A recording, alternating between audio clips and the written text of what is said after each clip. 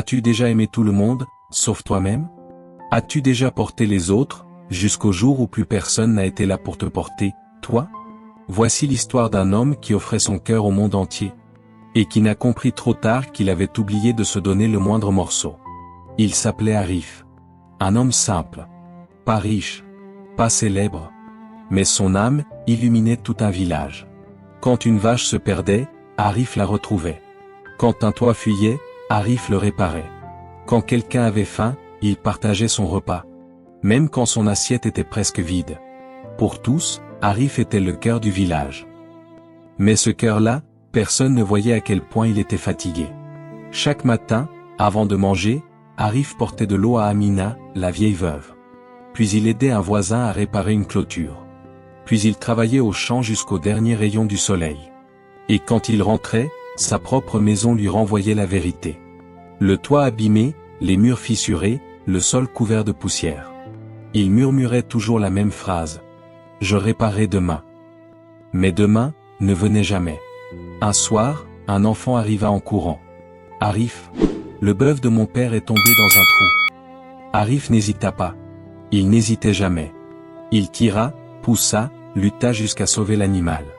Tout le monde l'acclama. Mais sur le chemin du retour, ses jambes vacillèrent. Son cœur battait lourd, douloureux. Il arriva à sa porte, et s'effondra.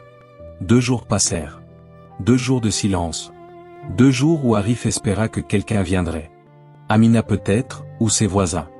Mais personne ne frappa. Tout le monde croyait qu'Arif était encore dehors à aider quelqu'un. Personne n'imaginait qu'il avait besoin d'aide, lui. Regardant le plafond fissuré, il murmura.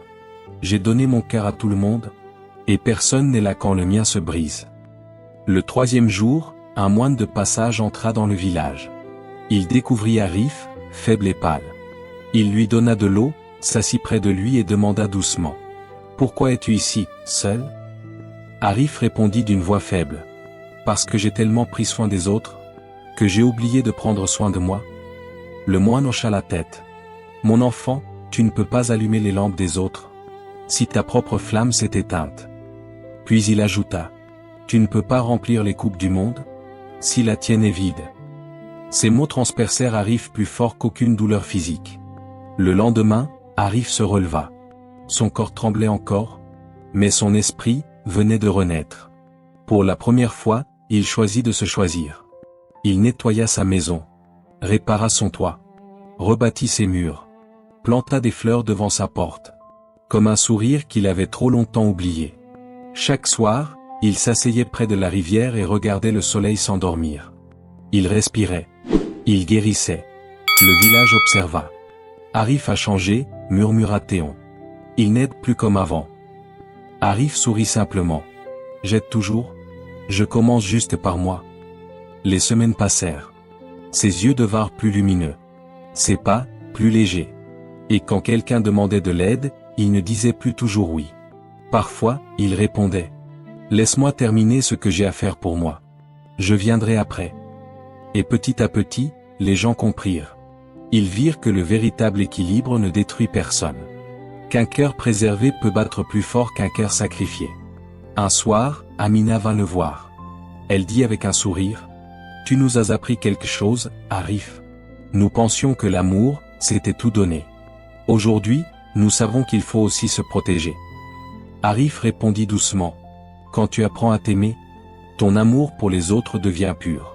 Et infini. » Et le village changea. Les maisons, les attitudes, les cœurs.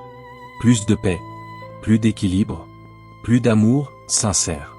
Au bord de la rivière, au coucher du soleil, Arif ferma les yeux et murmura. « Aimer les autres est beau, mais s'aimer soi-même, c'est le début de tout. Souviens-toi, tu ne peux pas sauver les autres avec un cœur vide. Tu ne peux pas porter le monde si tu refuses de te porter toi-même. Repose-toi. Guéris. Aime-toi. Parce que le monde n'a pas besoin de ton épuisement. Il a besoin de ta lumière. » Si cette histoire t'a touché, n'oublie pas d'aimer la vidéo, de la partager à quelqu'un qui donne trop, et de t'abonner à Tales with English, là où chaque histoire nourrit ton âme et ton français.